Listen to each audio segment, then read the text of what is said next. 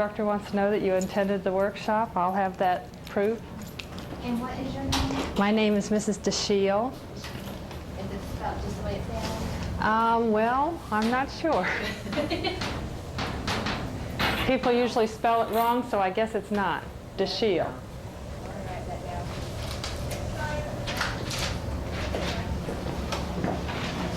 That's what's on already, and I'm copying. And did you all went to room 422 first, and you saw the sign on the board, so that's pretty clear. Okay, guess I don't have to go back and look for more people then.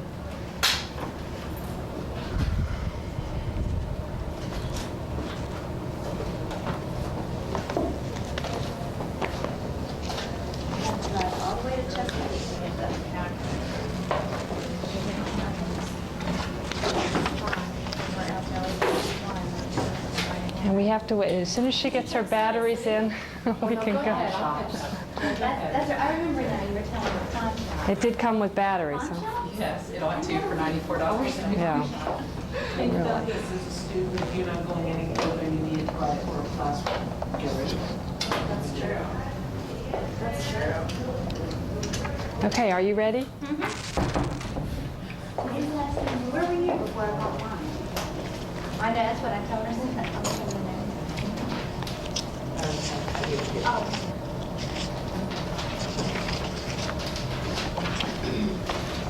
Okay, good afternoon. We will go ahead and get started today.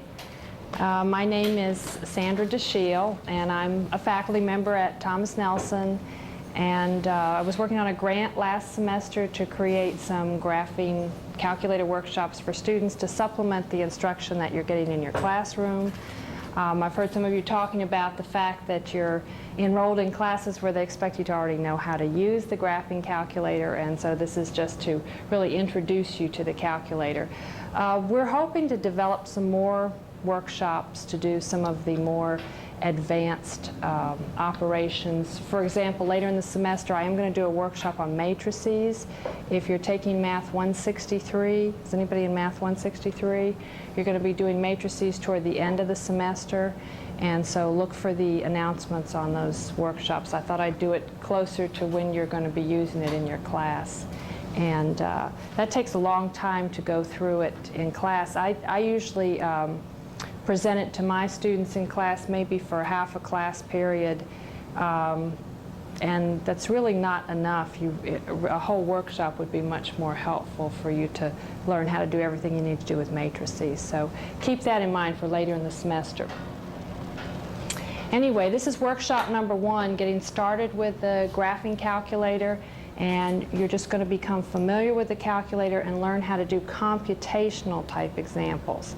Now the graphing is included in a separate workshop, which is Thursday at 2 o'clock, if you can come. It's going to be in room 429 down the hall, and that's a good room, so I shouldn't have to move the room for that one. And that's a little bit more advanced workshop because the graphing, it takes a little bit more skill to do.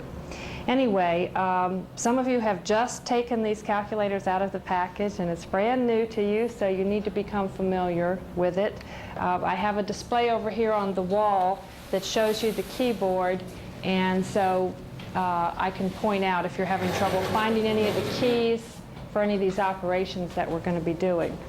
But the first thing we'll do is go through the first 2 pages of the workshop, or of the handout rather, that displays the various functions. Now this is by no means all of the functions on the calculator.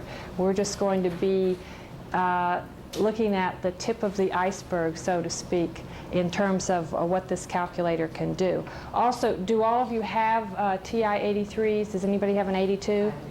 Okay, so there are a couple of things on the 82 that will be different, and I will try to remember to point them out to you. If I don't, feel free to ask the question, because I brought my 82 with me so I can figure out what the operation would be that's different on the 82. Okay, well let's go ahead and get started by turning the calculator on. And you need to locate the on button, and right at the beginning while I'm up here I'm going to go ahead and show you the second function key. Anytime we want to use one of the commands that is written in gold above a key, we'll have to access that by using the second function key. So for example, when you're ready to turn your calculator off, you have to hit second function and the on key, and then that will give you the command off. That's all color-coded, so it's really easy to remember. Anything that's in gold, you use the gold second function key. On your TI-82, it's blue. Second function key and blue commands. I guess they decided an improvement for the 83 is to have the actually 4-color scheme here. You can see it's got the green for the alpha, that's when you're using letters of the alphabet, and those are color-coded. It's got your blue for your graphing keys, and then of course the gold for the second function key. So that's one of the improvements over the TI-82. Anyway, so practice turning your calculator on if you haven't already done so by hitting the on key. Now, if your blinking cursor there is not dark enough, or let's even type something in so we can see if this is dark enough. 6 times 3. That's nice and dark on this display. If it wasn't dark enough, you can adjust the contrast by using the second function key and the arrow pad that you see on the right-hand side. So if I put down the second function key, or press that, let up, hold down the up arrow, that darkens the screen. And if you use second function, hold down the down arrow, that will lighten your screen. Sometimes students think their batteries are low when they just need to adjust the contrast. And it gets out of whack occasionally, even if you don't do anything to cause that. So I'll just show you here. I've got the up arrow, and then you can see the numbers in the right-hand corner are getting higher, and my screen is getting darker, and eventually it gets to the point where it's too dark. So then I'll bring it back by second function and the down arrow key. And you have to hold that down arrow key if you want it to move. That's probably at about level 5. That looks pretty good for the contrast. Okay, so second function and the up and down arrows to adjust the contrast. And the handout, of course, gives you the details about all of these steps so that if you forget what we've done in the workshop, you can refer to it later on. Okay, reset. Probably most of you will not need to do this, but if you got a calculator secondhand from somebody else and it's got a lot of information in it that you don't want, or you want to clear it out and start from new, you use your reset button, your reset command, and that will be under the memory key. There isn't a reset key on the calculator, but the operation is stored under memory, which would be a second function, and you can see it's above the plus sign. So let's go into that menu and see what it looks like. Okay, I'm going to clear my screen first. The clear button is right underneath the arrow pad. Okay, feel free to stop me if you have questions as we go along here. Okay, second, memory, and reset you can see is command number 5. You can use your down arrow to get down to number 5. You can also get to it immediately just by selecting 5, if that's your choice from that menu. Hit enter, and it allows you to reset all the memory or simply the defaults. The defaults are the settings that the calculator comes with from the factory, and we'll look at those later on, but that would be, for example, angles are set in radians, it's set in function mode for graphing, and so on. Sometimes you can individually adjust those, or if you want to adjust them all at once, you can go to the default memory or the default reset. Okay, all memory, let's hit enter when we have that highlighted, and it gives you a statement there. Resetting the memory erases all data and programs. Maybe you don't want to do that. Maybe you've got some programs stored, so you can decide that that's something you don't want to do at this point. You still have the selection to say no, or you have the selection to say reset. Now, if I pick reset, and you might want to just watch for a minute because I don't know if you want to reset your calculator. I think I have, let's see, One more.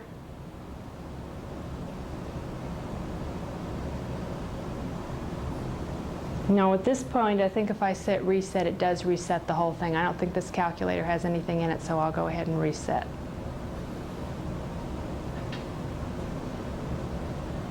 Now look, it came out really light after I did that. Do you want us to go ahead and get it? You don't need to. Okay, now, and as I did that, what happened is I need to go back and adjust the contrast again, because it reset that too. See if I've got it dark enough that you can see it now. Okay, so you did have that chance to decide whether you really wanted to reset or whether you wanted to say no and go back. Now, some instructors will ask you to not have programs stored in the calculator for test taking, and occasionally on the syllabus it'll say that the instructor has reserves the right to have you reset your calculator before you take tests. So that's how it would be reset if you had to do that. Those of you that are going to be taking more advanced mathematics or engineering, eventually you're probably going to want to have programs stored in there. And so hopefully that will not be a problem. But anyway, that is how you reset if that is an operation you need to do. Okay, we're down on number 5 at the bottom of the first page to locate each of the following keys. And let's just take a look at them, and then I'll give illustrations with them on the calculator. We've got the enter key. That's equivalent to your equal sign. When you want an operation to be performed, you have to hit the enter key, and we'll illustrate using that in just a second. Delete and insert. Those are used, the insert you can see is a second function key. Those are used for editing expressions that have already been entered. Clear, we talked about that a minute ago. That can clear the screen, or it can clear just a single entry. We'll go over using that. This is your variable key. Now you notice it has 4 different variables on it, but for our uses in algebra and pre-calculus, we're just going to be graphing in the function mode, so we're only going to be using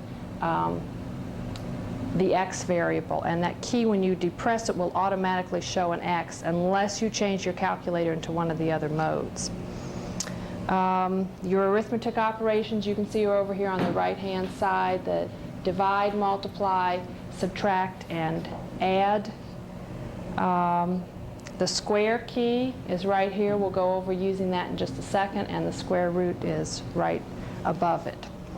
So let's do some examples to illustrate using those keys.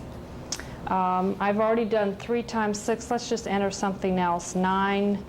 6 times 9 plus 7. You can see when you hit the multiplication key that the symbol displays as an asterisk on the screen, so it doesn't look like an X.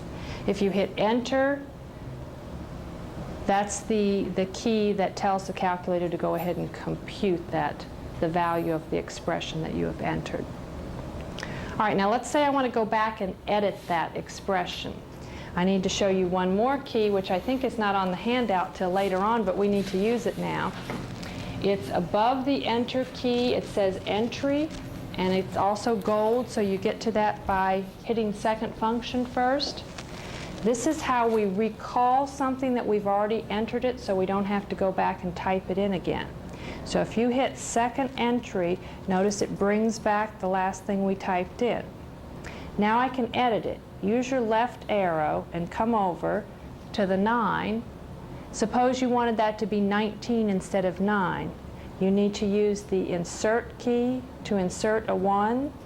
So you go second, insert, put your 1 in, and you can keep inserting things until you go ahead and move the cursor. Once you move the right arrow, then it's out of that insert mode, and you'd have to hit the insert key again to go back and put something else in. If you'd simply stop on top of the 1, the calculator will automatically be in a type over mode. It'll type over if you just put a 2 in there now. Okay, or 29, let's type over that and make it 28. Again, if I want to insert, make it 218, I have to use the insert key, and I guess I hit something else at the wrong time. Anyway, let's insert a 1. I hit the wrong key. I was looking up here instead of at the pad. Let me do insert again. Second insert. And I think you notice that the cursor changed when you did that. It's no longer that blinking rectangle. And I inserted an 8, so now I have 281. Any questions on how to use that insert key? If you don't depress the insert key, when you go to change something, it'll just type over. So if you want it to insert, you have to depress that key. And you can insert more than one thing at a time as long as you do it before you move the arrow keys. Like I could insert several zeros there if I wanted to. Okay, so that's editing. If you want to delete, that's even easier yet. You just hit the delete key, and it's taking away the zeros. Okay, so insert and delete are for editing expressions. Clear, if you hit the clear button now, it should just clear the one expression that we've entered. If you hit it a second time, now it'll clear the entire screen. So you can clear with one stroke, you can clear just the last entry, and 2 strokes the entire screen. Variables. Just hit the X key and you notice it gives you the expression X on the calculator. We'll come back and use that a little bit later on because we're going to enter some variable expressions into the calculator. Okay, clear that, and let's do an example with X squared. Let's take the number 3 and depress the X squared key in the left-hand column. You can see, even though the key says X squared, all that displays on the screen is the exponent, and when you hit enter, then it calculates that. 3 squared is 9. Square root key. Let's take the square root of 25. The square root key was a second function right above the square key. Now, if you're using the TI-83, the TI-83 automatically inserts this left parenthesis, and you can technically you can get the correct answer whether or not you put in the right parenthesis, but it's a good habit, mathematically speaking, to get used to always putting in a right parenthesis, because there are some expressions where it would be required if you have a sum or a difference underneath the radical. You see, the problem is the radical sign stops here, so the calculator has no way of knowing what you want to be underneath the radical unless you put it in parentheses. Now, when you're using the TI-82, it doesn't have that left parenthesis. You have to know to put them in yourself. It wouldn't matter for the number 25 whether you put them in or not, but if I have a sum or a difference under the radical, then it'll make a difference. Okay, and of course when you hit enter, we get 5 for the answer. It gives the positive or principal square root. So if we're doing a problem like the square root of 13 plus 12, then we need the parentheses. If we want that sum to be computed and then the square root of the sum taken. That also comes out to be 5.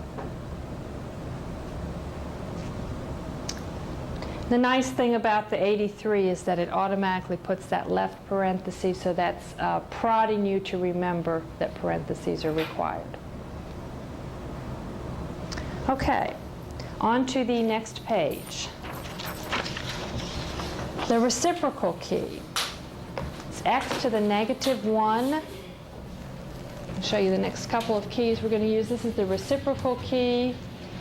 This caret, I'll call it a caret, is used for other powers. And we're going to find some other powers and roots under this math menu, which we'll look at in just a second also. So let's compute the reciprocal of 8. I'm going to clear out just that entry, enter the number 8, and then the reciprocal key. Now again, the key itself just displays on the keypad, it looks like x to the negative 1 power, which is what it is. But when you enter that key, you just get the exponent. Hopefully you're familiar with negative exponents, and you know that x to the negative 1 power is equivalent to, or 8 to the negative 1 power rather, is equivalent to 1/8.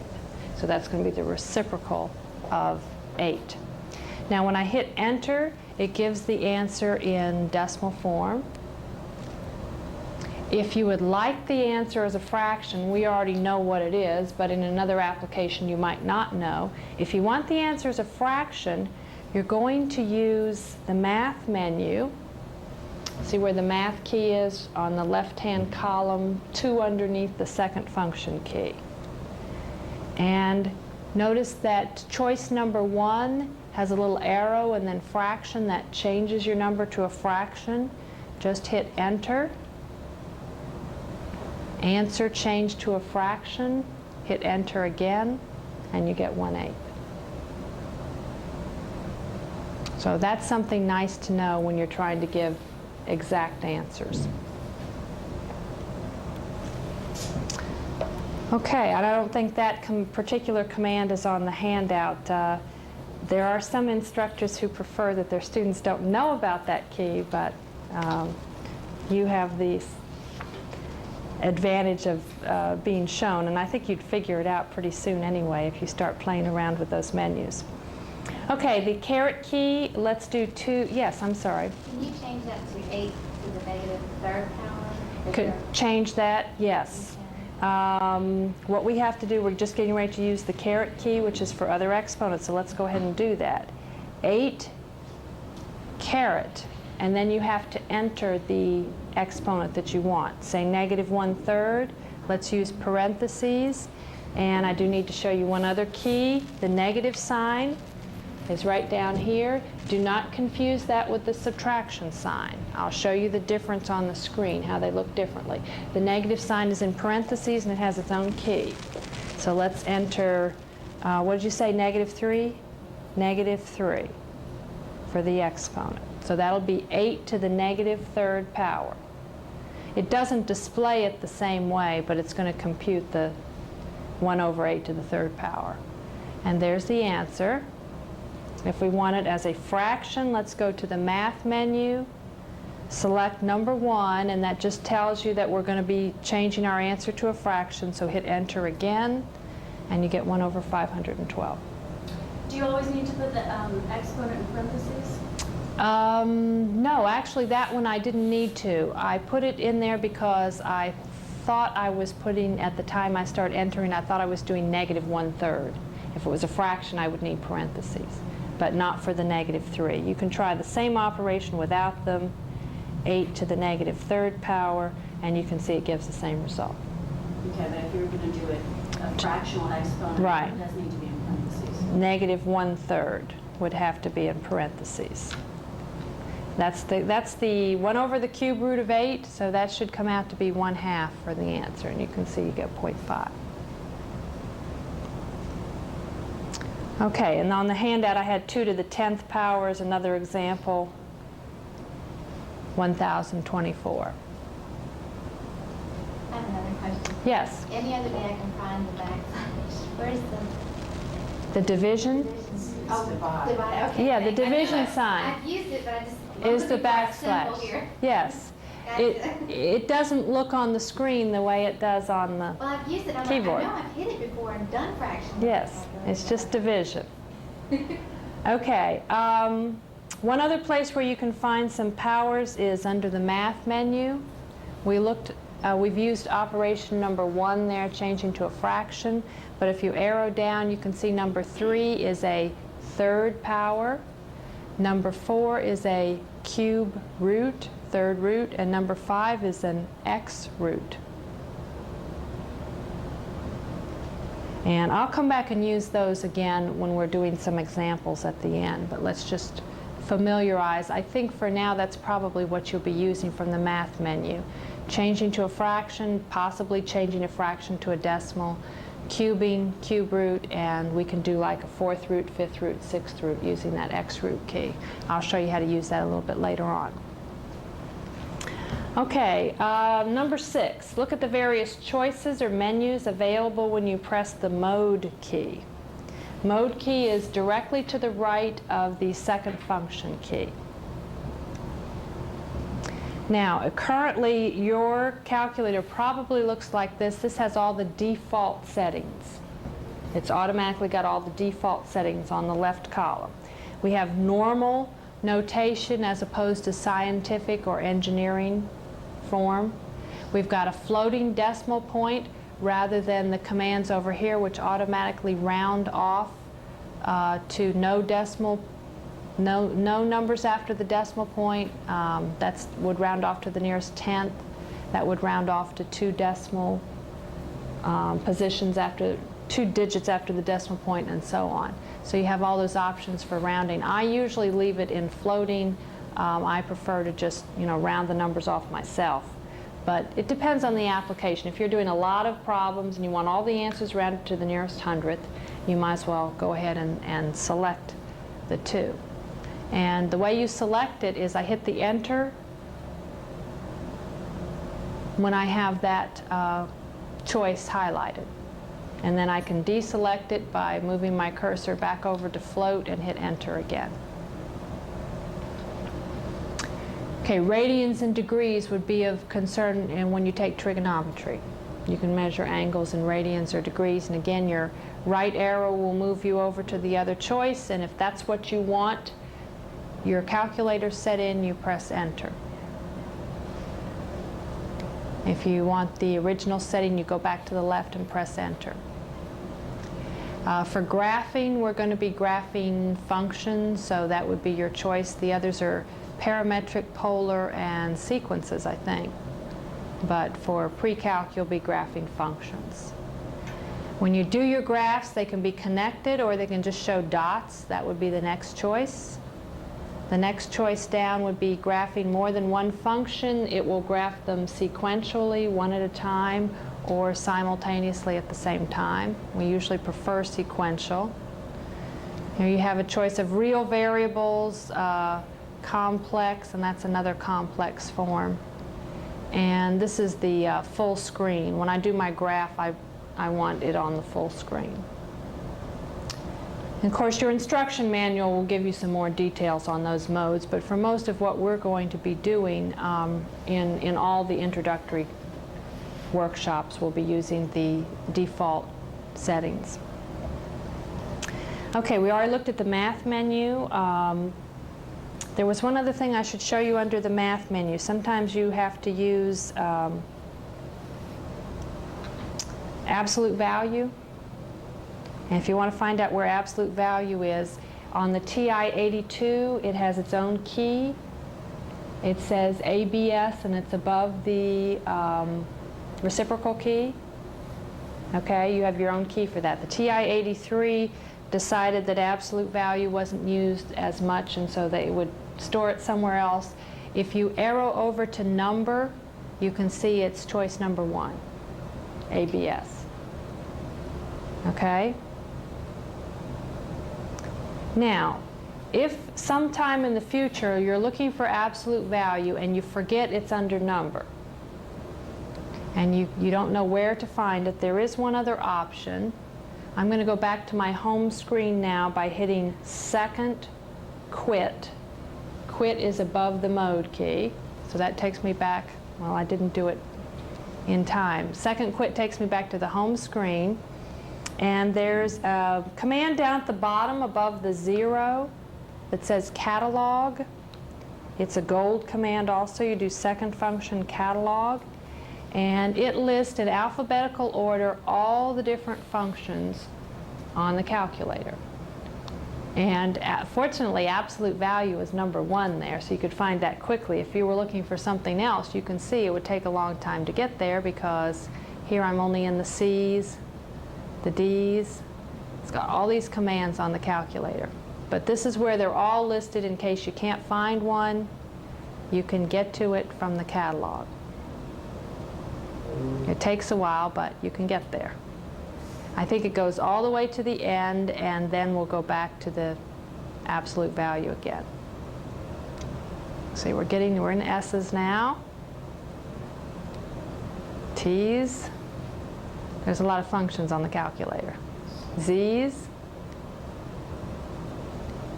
And a lot of symbols there at the end. If you don't know where the greater than or less than symbol is, they're all in the catalog. Let's see, I think there I am, I'm finished. So I got back to the beginning of that menu. So that's just nice to know that that's there in case you're looking for something. Is there a catalog on the 82? I don't think so. Do you see that command anywhere? I don't think it has that feature.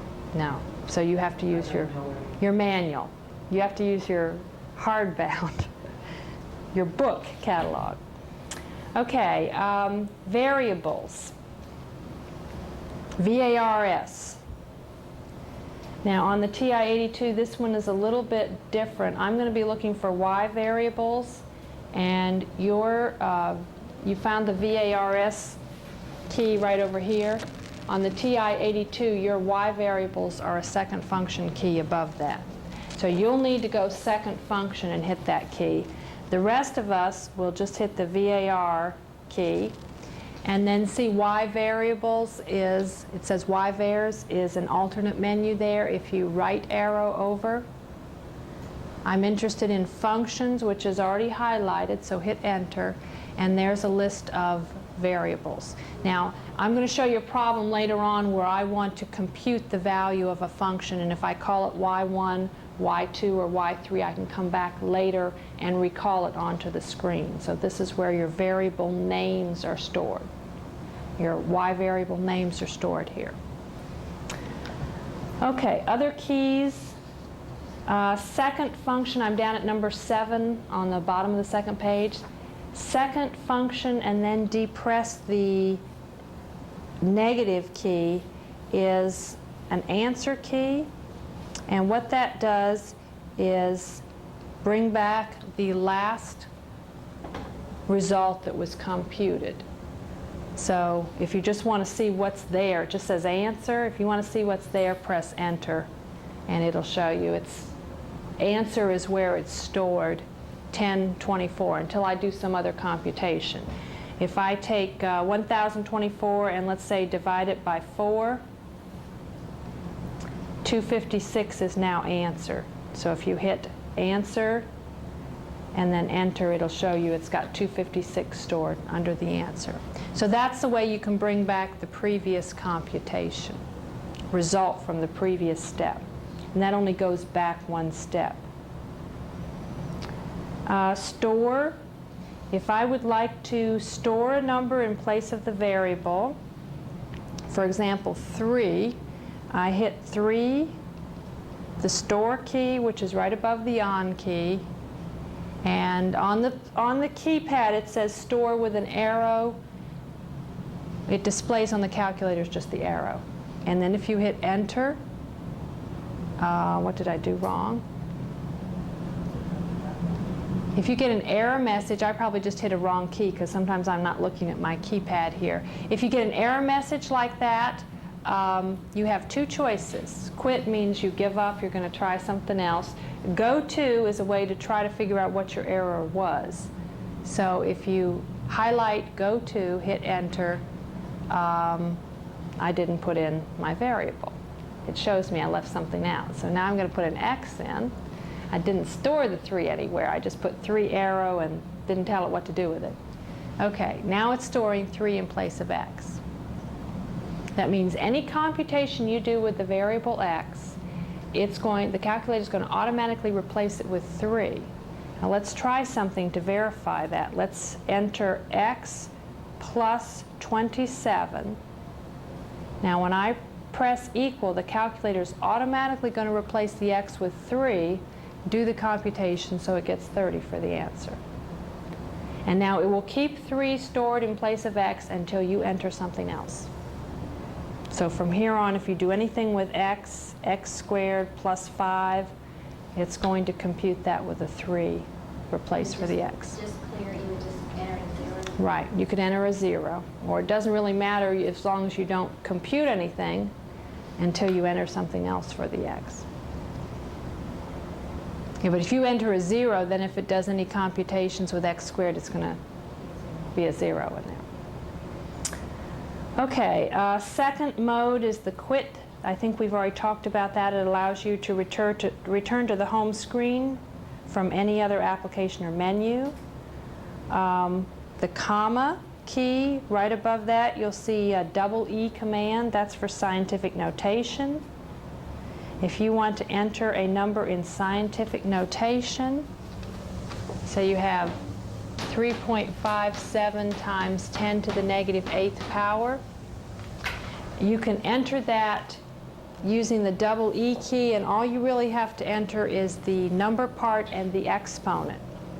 So you'll enter 3.57. You'll hit the double E key, which is a second function. Now it only displays one E on the screen, but it's double E on the command. And then negative 8 for the exponent. And it keeps the number in scientific notation unless that was a smaller exponent. Let me give you an example with a smaller exponent. Then I think it'll convert the result to decimal form. So enter it with, say, a negative 2 exponent. So that means 3.57 times 10 to the negative 2 power. If you hit enter, you can see it converts that to decimal form. And did you do go to see if it will tell you what the error is? Well, I hit the E once and I got the error, so I went back to another E in there again. It should be, it's not, let me see on the TI-82 if I'm looking at the right thing. It's in the same place. You don't use the letter E, but you use the double E command, which is right above the comma. So you should have to just hit second function, comma, and just hit it once.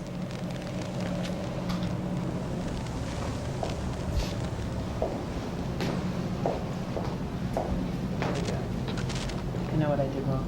You got it? I Okay. put a minus instead of a negative. Oh, okay. And I was going to show you the difference between those two. Let's display them on the screen at the same time. 17 subtract negative 2.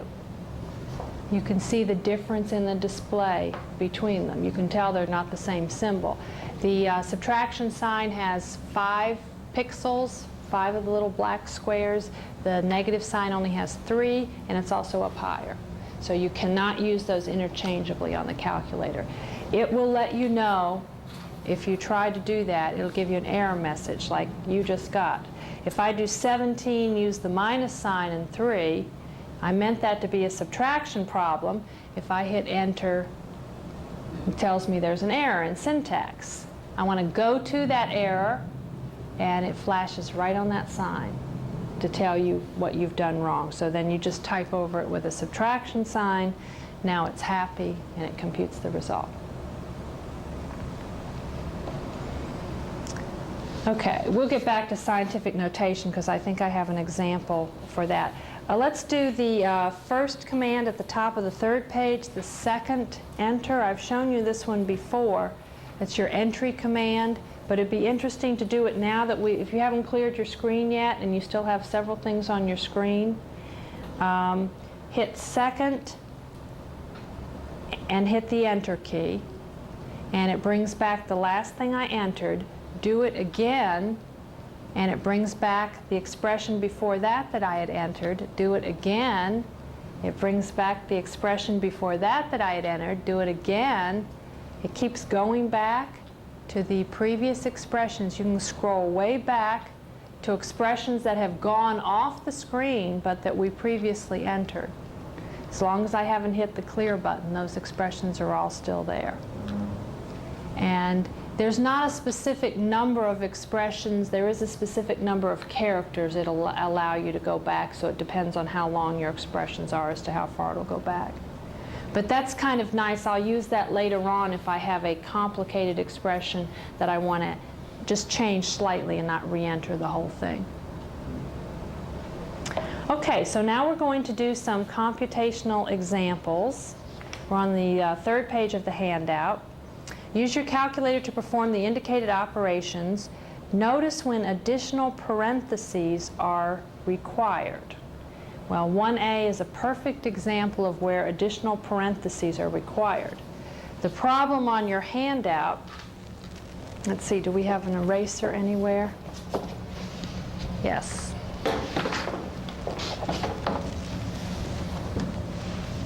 The problem on your handout is in fractional form, and we're going to be using a lot of the keys that we've learned about to compute this.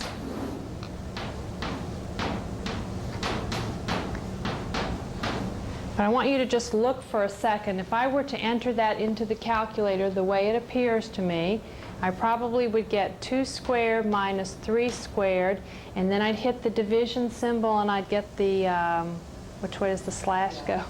This way? This way. Then I'd get 10 minus 5, parentheses 9 minus 7, if I just typed it in exactly as it looks to me. Now the problem is the calculator uses the order of operations, so when it computes this, it's going to divide 3 squared by 10. It's not going to divide this whole numerator by this whole denominator, because again, it doesn't know what you meant to be in the numerator and what you meant to be in the denominator. Because of the nature of this sign, it doesn't enable you to enter it like this.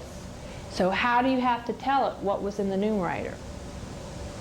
Use parentheses. So you're going to have to know to put parentheses, and it doesn't matter which kind of calculator you're using. You're going to have to put parentheses around both the numerator and denominator of any fraction that you enter, unless it has just a single term, single number in the numerator denominator. So go ahead and enter that into your calculator, and let's see if we get the same result. Okay, I'm going to clear out that line and start fresh. So we're going to enter 2 squared subtract 3 squared divided by, parentheses again, 10 subtract 5 parentheses 9 subtract 7. And at the end, I've got 2 parentheses, one closing the 9 minus 7 and one closing the denominator. Now, did you get an error message when you did that? It doesn't just say an error, though. It tells us what the error was. Divide by 0. What does that mean?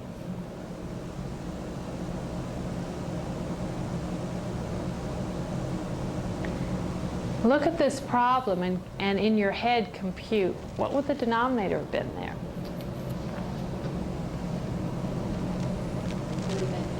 It's 0, isn't it? Because this is 2. 10 subtract 5 times 2, that's going to be 0. Are you allowed to divide by 0? No, that's undefined. And that's the way the calculator tells you that. It tells you you made an error. You need to know to answer that question that it's undefined. Now, if you hadn't put your parentheses in correctly, you would have been doing a different problem. You probably would have gotten an answer, but that's not what you're supposed to get. Okay. Second quit, I'm going back to my home screen. Try entering B, problem B.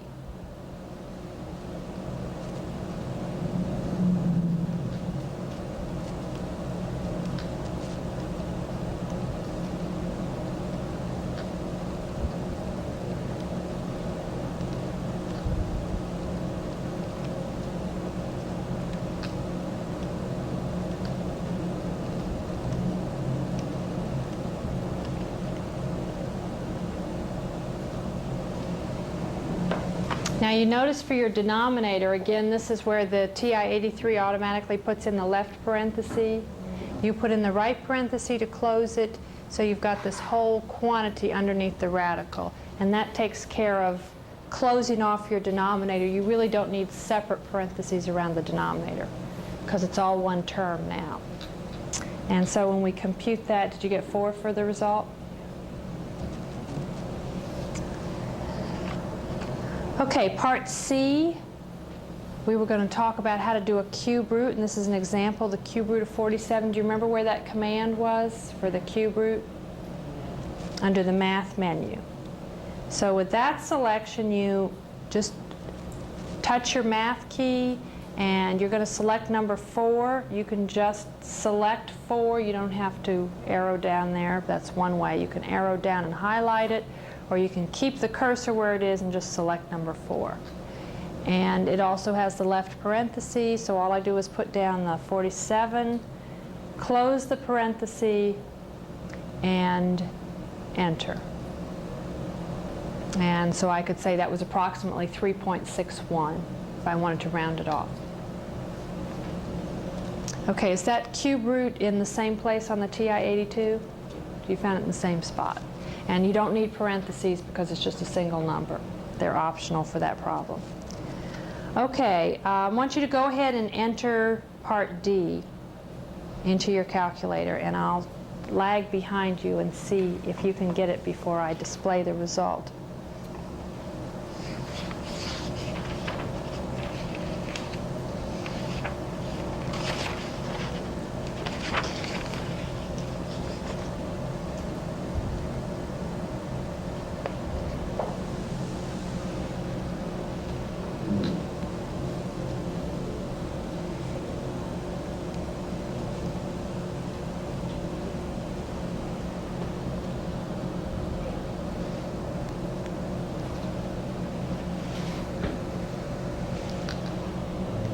Okay, did you get a result for that? A decimal number, approximately what?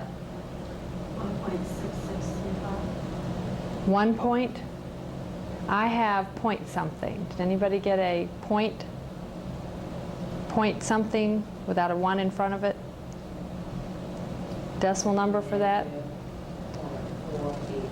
You got a negative. I didn't get that answer either. Or was that 2 times 3? In the denominator? Yes. Did you enter that as 2.3? Oh, okay. So that's the difference. Yes, the points in the numerator are decimal points, and in the denominator it's a multiplication. So maybe you misinterpreted that. What did you get? 40.48. I didn't get that either. Let's check this and see. What are you did enter an absolute value sign for the numerator, right? Yeah. Okay, so that's under math, number, absolute value. It's 1. Okay, so I have the absolute value of 16.5 subtract 25.3. Those were decimal numbers. Then I'm going to divide by parenthesis 2 times 3 squared. Okay, so you were right.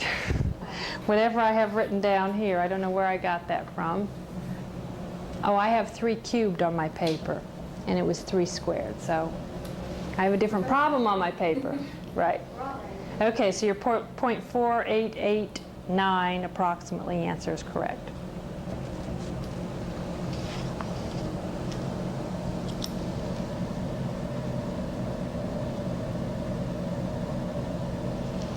Okay, and again, the only tricky thing about that, I think, is remembering to put the parentheses around the denominator, because there's nothing in the problem that shows you have to do that. Okay, now I wanted to show you how to do a 4th root. This is problem number, part E under number 1. We're going to use the math menu, but with command number 5 for an X root, you have to enter the root first, actually, before you access this command. So go back to your home screen, enter 4 for a 4th root first, then do math, and select command number 5. So it looks like 4 almost times a square root, but you have to know to interpret that as this is the 4 is being substituted for the x. It's the 4th root. It's a less than perfect display, but it does compute the root accurately.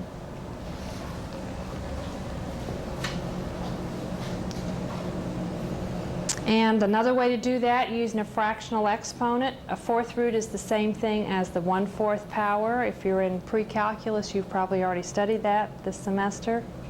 So you can enter it as a 1/4 power. And you can see it gives you the same result.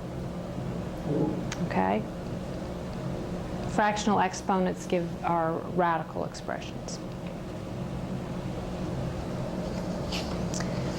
Okay, now examples 2 and 3 are going to get a little bit more interesting because we're going to use some variables. In example number 2, you're going to use your calculator to evaluate each expression for the given values of the variables. Now, I have two choices for how to do that, and I'm going to show you the straightforward way, I guess what might be obvious to you, and then another method which I think is preferable. For 2a, I'm supposed to be substituting 2 for x, so you can literally enter the expression using the square root key with a 2 substituted for the x. So that's 2 squared minus 3 times 2 plus 2. So I have to, as I write that down, I have to substitute the 2 for the x. So I'm doing the square root of x squared minus 3x plus 2, and I'm substituting a 2 for the x. Or we could use the storage. Right, that's the method that I prefer. Because here you got to think about it as you're entering it to make sure you substitute correctly. The answer comes out to be 0. All right, now the other way we could do it is to store 2 in place of x first. So I'll do 2 store x, enter. And then you can enter the function, or the expression rather, exactly as it appears on the paper. X squared subtract 3x plus 2. Close the parenthesis.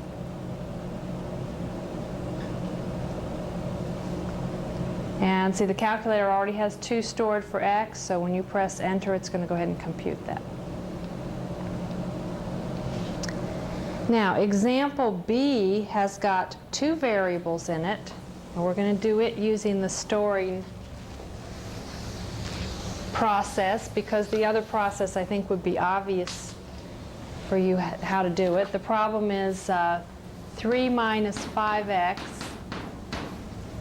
subtract 4 minus 7y, and we're supposed to be substituting 4 for x and negative 3 for y. Now what I'm going to have to do for the y, or for any other letter for that matter other than an x, I'm going to have to use the green alpha keys for the y. So the y, you can see this starts in alphabetical order, A, B, C, D, E, F, G, and so on. Y is down here above the 1. So to access that y, you're going to have to use the alpha key. So let's first of all take 4 store for x. Don't forget to enter that. And then we'll take negative 3 store and hit alpha 1, and above the 1 is the y key. Enter. Okay, now I've got to enter this with absolute value exactly like it appears here, and remember, to access this y again, you're going to have to use alpha y. This is not the same use of the y variables I was talking about earlier. Those were subscripted, y1, y2, y3, and so on. And besides, alpha y is just as easy to get to as the y's in that menu, so that's probably preferable for this problem. Okay, so I need absolute value.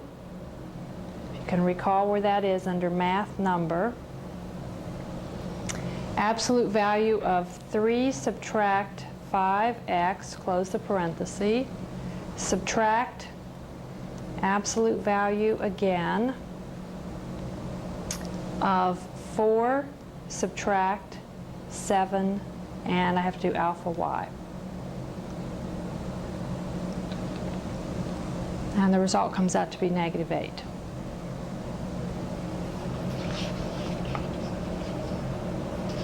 Of course, you can verify that by hand because that's a simple problem.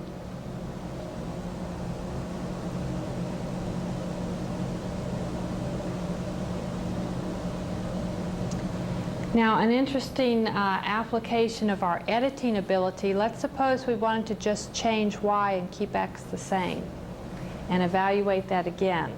Let's store a different number in place of y. Let's store 10 in place of y. So do 10 store alpha y and enter that. Now I've got to get back the expression again. Do you remember how you recall a previous expression you've entered? It's the entry key, which is second enter. And you'll have to go back twice, because the first time it just takes you back to what you just entered, and the second time it takes you back. Now that's the expression I want. I've already got my x value stored, my new y value stored. Just hit enter again, and it gives you the answer. And so it's really nice features to know that entry key, so you don't have to keep putting the same expression in if you're going to be using it more than once.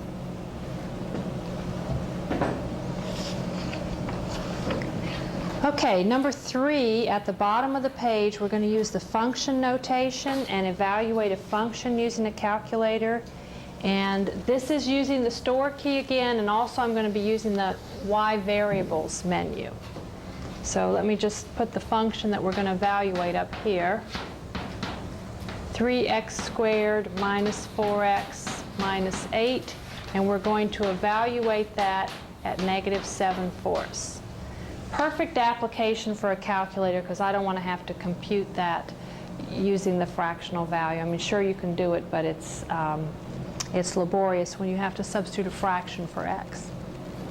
Okay, so the first thing I want to do is store the function. Now I'm going to use a new key we haven't used yet. The y equals key, that's where you can enter functions. Although the calculator doesn't have function notation, you have to know that f of x is equivalent to y. And when you study functions in Math 163, you're probably getting to that. Yeah, you'll become familiar with that notation. Anyway, y equals. Is your slate free when you go y equals? You don't have anything already entered in there? If I did, I don't If you do, you can clear it out. Like if I already had a function in there, I just hit the clear button and it would be gone. Okay, I'm going to enter the function 3x squared subtract 4x subtract 8. And the y1 is representing the f of x. F of x is just the name of the function. Okay, now all you have to do is remember, because I'm going to have to leave this screen, you will need to remember that your function is stored under y1. If you had several different functions in there, you'd have to remember which one it was stored under. And by the way, this goes down to y sub 0, so you can store as many as 10 functions. Starts with y sub 1, goes through y sub 9, and then y sub 0 is the 10th one. Yes? Previously, when we stored something for x, is that going to affect this function? It will when I evaluate it. Yes. Yeah. Because we're going to go back and put in this new number for x now. And I don't know if you're familiar with function notation. You may not have studied this yet. But the -7/4 is going to be replaced for x, and you're going to evaluate the function at that number. Okay, so I'm ready to go back to the home screen, so do quit, which is second mode. Go back to your home screen.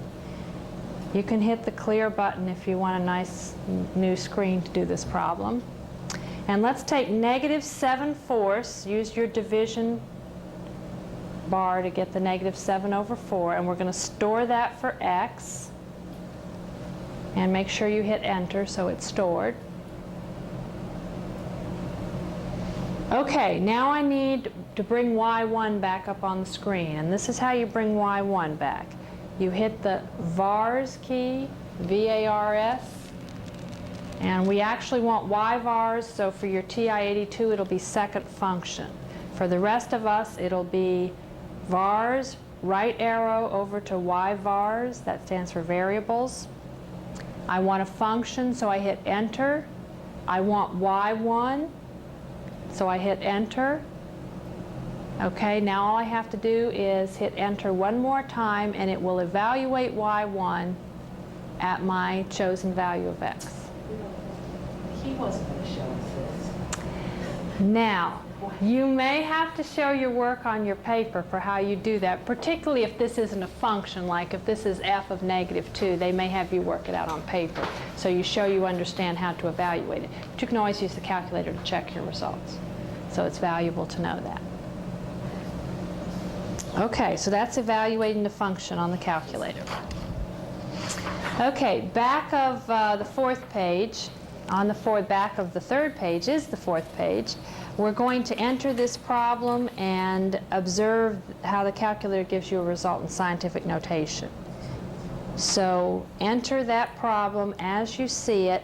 And I'll tell you what, I'm going to use the times sign instead of parentheses for multiplication, so I don't have to put in so many parentheses. So I'm simply going to put parentheses once around the numerator. And let's see, what is that? 4 zeros? 4 zeros, and then 275 times a negative number, 0.635. So there's the numerator. Divided by, left parenthesis, 5.2785 times 625. Close the parentheses. Now, this answer is a very small number, and the calculator has chosen to give it in scientific notation. You have got to observe that when you see this E -9 over here to the right, so that you don't just put down the answers. Some of my students in Algebra 2 at this point would just write down the answer -5.29, and that's not right for this problem. It's -5.29 times 10 to the -9th power, because that E means it's in scientific notation, and the -9 is the power of 10. What does this mean about the actual size of the number? How do you change scientific notation to ordinary decimal notation? Move the decimal point 9 places to the left, so you can see it's a very small number. Okay, and you can try that other number on the last page. Enter 265, and then it's followed by 9 zeros. 1, 2, 3, 4, 5, 6, 7, 8, 9. Press enter, and you can see the calculator automatically converts that to scientific notation. So that would be 2.65 times what? 10 to the 11th power. Okay, now I have a couple more interesting examples that aren't on the calculator where we can use some of the features that we learned today. So I'm going to put these up on the overhead, and you'll just be practicing doing the problems on your calculator. The first one is a formula that you will see in pre-calculus when you get to the section on exponential functions. I believe it's chapter 5, chapter 4, maybe it's chapter 4, I think, exponents and logarithms in the new book. Using the following formula for computing the amount in account if $P is invested at a rate of R% for T years and the interest is compounded annually, evaluate the expression. And the only thing wrong with my overhead there is I forgot to write down the formula. It just says using the following formula. But this is the formula for compound interest. P is the principal. You've got 1 plus the rate of interest divided by the number of compoundings, and then your exponent is NT.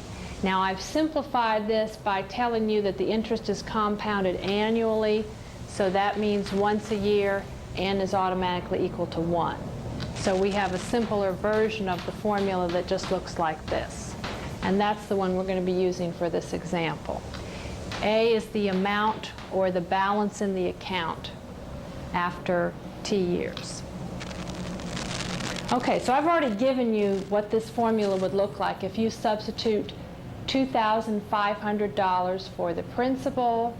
The interest rate, you notice that I have a rate of 7.5%, but when I put it in the formula, I did convert that to a decimal by moving the decimal point 2 places to the left. So 7.5%, move the decimal point 2 places to the left, you get 0.075. And let's see, what else did I substitute? 10 for T. so it's after 10 years. Now what I wanted us to practice is how to compute that expression on your calculator. So let's clear out what we have on the screen and enter it exactly as you see it, except you have to tell me how you're going to get that 10th power. How are you going to enter that? Would you use the caret? The caret key. Caret key and the 10th power. Other than that, it looks exactly like it does on the display, on the screen. Okay, now this is supposed to be money that you've earned. Remember, you've got $2,500. You've invested it for 10 years. It's earning 7.5% interest, compounded annually. At the end of the 10 years, you have $5,152 and about 58 cents, if you round it off. Okay, now I wanted to practice a little bit of editing. Part B, change the time from 10 years to 7 years and 5 months, and then evaluate the answer. Now before we do that, tell me how I'm going to enter 7 years and 5 months into the calculator. Can I just put 7.5? No, because that'd be 7.5. A half a year is 6 months. So how are you going to convert 5 months to a fraction of a year? 5 over 12. So you want 7 and 5/12? Well, we're literally going to enter that as 7 plus 5 divided by 12. It's a mixed number, but you have to enter it as 7 plus 5/12. Okay, so I want to edit my expression on the calculator, so do second enter to bring back the entry. And let's see, what are we changing? The years. So I can just type over here, but because I'm going to have a sum for that exponent, I need to put it in parentheses. So left parenthesis and then just type over 7 plus 5 divided by 12 and close the parentheses. Now let's see, this is a shorter period of time, so we should have a little bit less money. If you hit enter, you can see it's $4,274 and about 51 cents.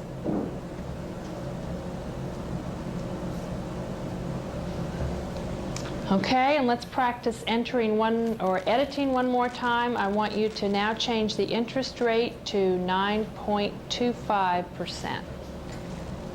So let's hit second enter again to bring back, left arrow over, and let's see, where do I need to put this? The 9.25%, and how do I enter it? Okay, right there. And what is 9.25% going to be as a decimal? 0.925. Now if you start typing over 0.92, you're going to run out of space, so then I'd use insert to put in the 5. And now I've got 0.925. So I've got a higher interest rate. I'll keep the number of years the way it was in the previous step. The money should go up again from $4,272, and it's now $4,818.36 approximately. Now, calculators are wonderful for those evaluations that you're going to have to do in that chapter. I think it's chapter 4 in Math 163 with exponential and logarithmic functions. And those are expressions that you couldn't do by hand. You can't figure out something to the 7 and 5/12 power by hand. Okay, let's see what example 2 here is. Yeah, I wanted to give you a little exposure to the quadratic formula. Have you done that yet in 163? The quadratic formula, you'll probably touch on that very lightly. That's the kind of answer that you get when you use the quadratic formula. I forgot to ask you at the beginning, you filled out that sheet, but is everybody in Math 163? Math 163? Is that the class? 164, okay. But you remember minus b plus or minus the square root of b squared minus 4ac over 2a. All right, this is tricky to enter into your calculator, so go ahead and give it a try. I want to see what you get first before I show you how. There are two answers, so just compute the positive one first with the plus sign, and then we can go back and edit to get the other answer.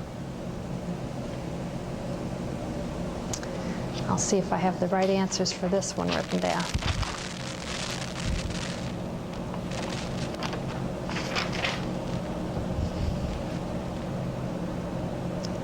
Nope, I don't. I don't have any answers written down.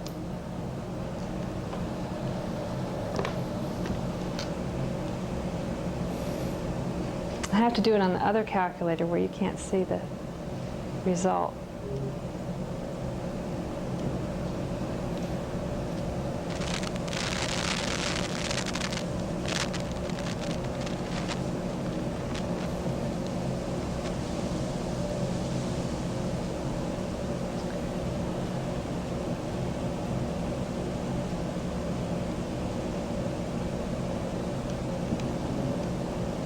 Okay, the first answer I got was approximately 0.186. Did anybody get such an answer?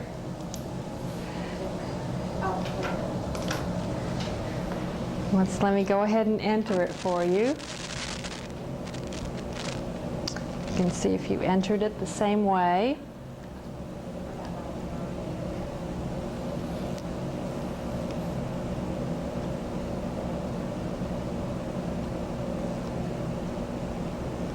This has a lot of parentheses in it if you enter it as it appears on the screen. That's where it gets confusing. Lots of parentheses. I've got parentheses around the what's under the radical. I got parentheses around the numerator. And you even need parentheses around the denominator, 2 times 2.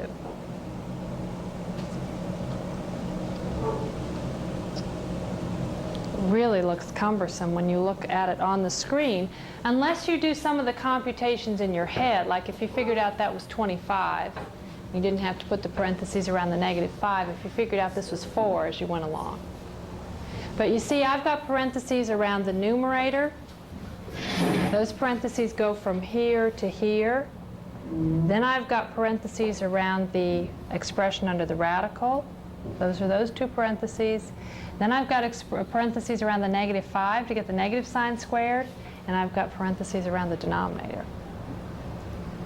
The only way you can make that simpler is to figure out, well, it's not easier, but it might be simpler in terms of entry, is to figure out pieces of it and then put it together.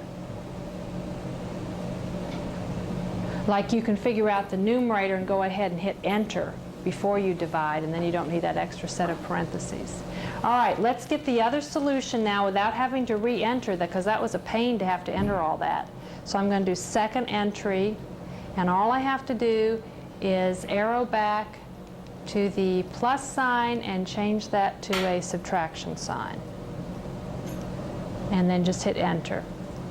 And that gives us the other root, other solution is negative about 2.686.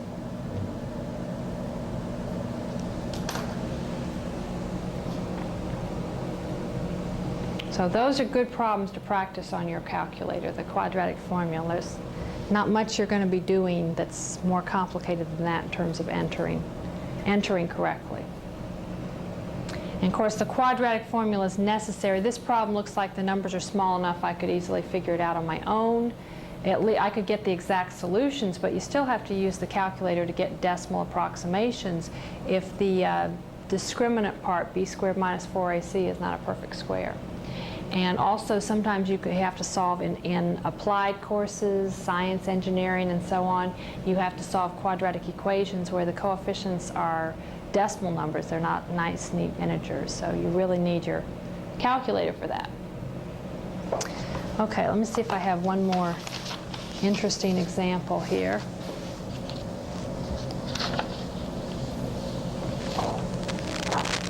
We had a bunch of problems on this page, but let's try, let's do 3C, because we've done this evaluation. This is just one more chance for you to practice that. 3C is the one with M's and N's in it. And you're supposed to evaluate that, and I've given you values for m and n. So can we use the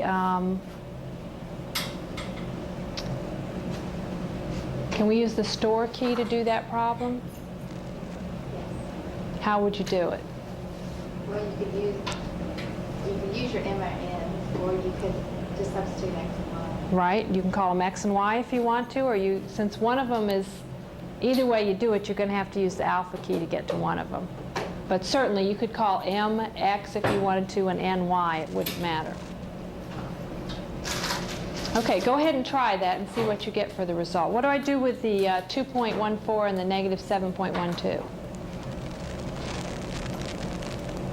Store them for the appropriate variables, and well, I guess we'll do that first. 2.14 store alpha m, and negative 7.12, we'll store that under alpha n. And then all I have to do is enter the expression. So alpha m squared subtract 2 alpha m alpha n squared plus alpha n cubed. And you can use your caret key, or remember there's a cube command under the math menu. Now just double check and make sure I have that entered correctly. And I'm getting negative 573 point something for the result, 0.34 approximately.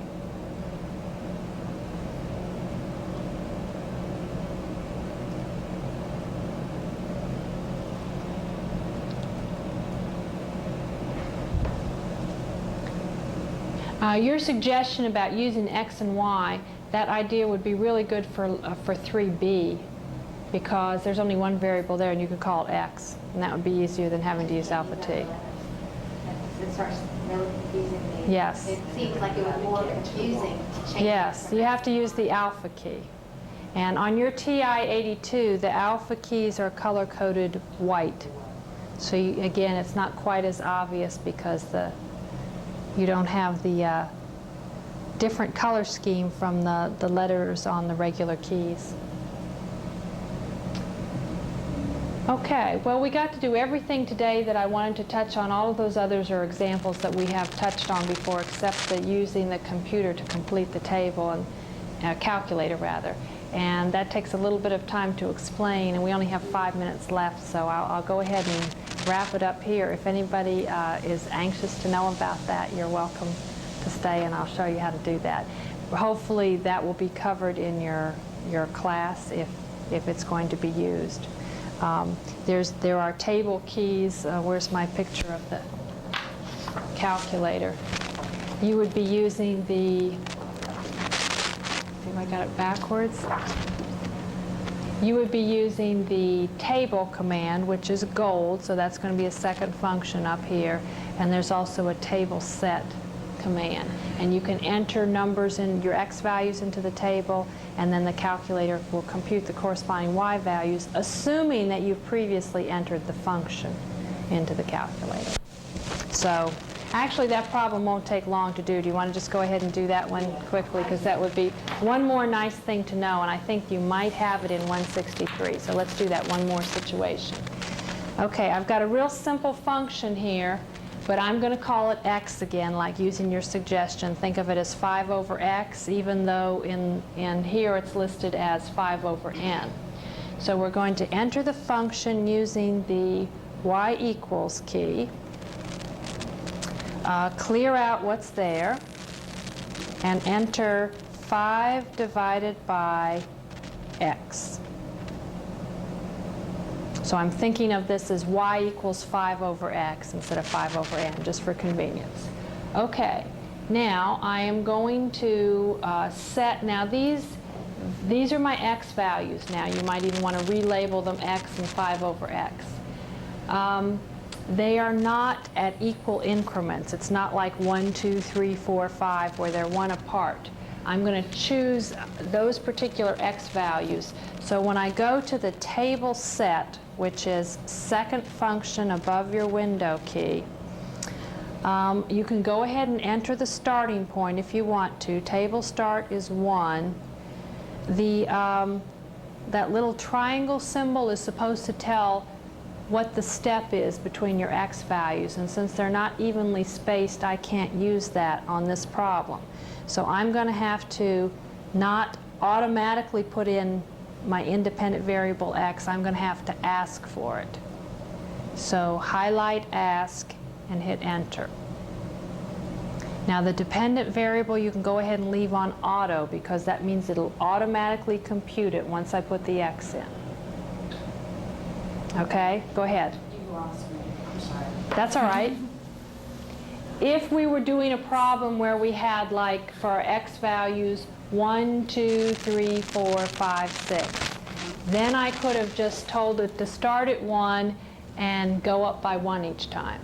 And it would automatically fill in the x values. But since those are not evenly spaced in any way, I have to put them in myself. So it's going to be telling me that it's asking for the x value, and I'll insert it at the time. Okay. So you can only use that auto if you have evenly spaced x values. Evenly spaced. Like you could have 5, 10, 15, 20. They could be 5 apart. You know, they could be... Change that. Right, you can change to that. 5. Right, you can change that to anything you want to, but it doesn't help me in this problem. But yeah, I can change that to 5. You know, I could change it to 0.1. You know, I could make it anything I want to. But they have to be that, all the x values would have to be that space apart. So if I put 0.1, I'm going to get 1, 1.1, 1.2, 1.3, and so on. Okay, so you have all kinds of options there. It doesn't really matter what we put in there since I'm not going to be using that feature. All right, so let's go to table now. It's above the graph key, second table. Notice that the first column is x, and the second column is y1, where we've stored our function. Remember, we stored it under y1. Okay, put in 1 for x, hit enter, and you'll notice that the y value is automatically calculated. Put in 0.5 for x, and notice the y value is automatically calculated. Put in 0.1, no, it's 0.01 for x, and again, notice the y value is automatically calculated. 0.0001, and you notice how it puts the 0.0001, it automatically wrote that in scientific notation. It's 1 times 10 to the negative 4th power. And then the last one was what is that, 5 zeros? 1, 2, 3, 4, 5 zeros and a 1, and it puts that in scientific notation. And what is the last y value that we got? What does that 5e6 mean? 5 times 10 to the 6th power. 5 times 10 to the 6th power.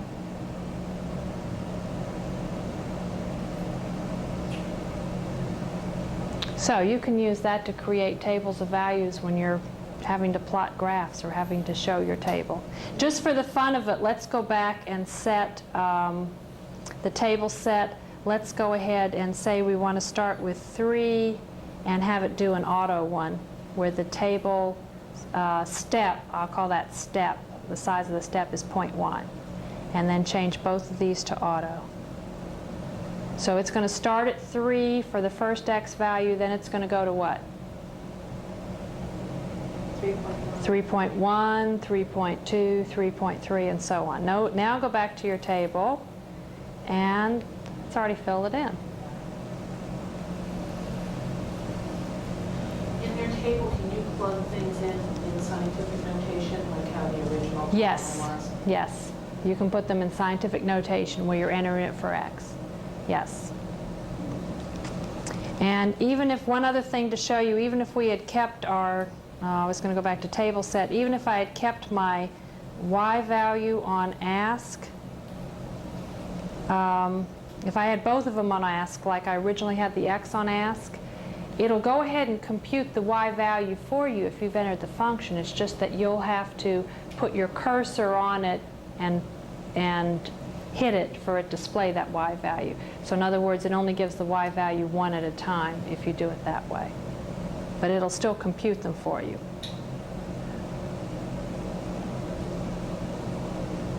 So that's a nice feature of the calculator to know about that you can use in pre-calculus. Now you've at least been exposed to that, you can play around with it when you're doing your homework. When it says use this table. Now I hope your instructors will not be upset that I've shown you things they don't want you to know how to do, but oh, okay. And you are using graphing calculators. And that is the termination of workshop number 1, so stay tuned for workshop number 2 on graphing. That's Thursday at 2 o'clock, 2 to 3:30.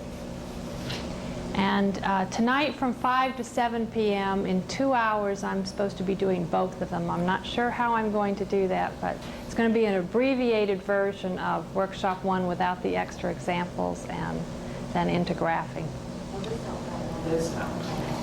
It was There's like, work to do, some more work. And we can keep the task. Yes, you can keep that. You know what I